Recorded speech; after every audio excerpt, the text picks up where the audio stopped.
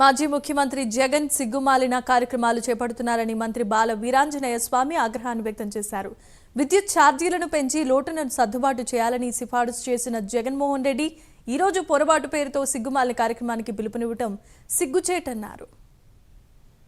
మంత్రి జగన్మోహన్ రెడ్డిని ప్రజలు చేత్కరించిన, నీ పరిపాలన మాకొద్దని చెప్పి తరిమి కొట్టిన, సిగ్గు లేకుండా ప్రజలను తప్పుదోవ పట్టించడమే లక్ష్యంగా పెట్టుకున్నాడు.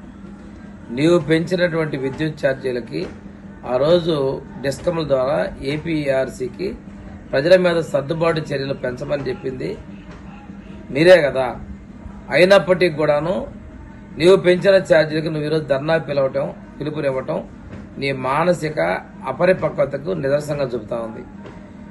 2022-24 మధ్య 19,884 కోట్ల రూపాయలని మనకి ఇచ్చిన దానికన్నా అదనంగా నువ్వు ఖర్చు చేసిన వాస్తవం కాదా?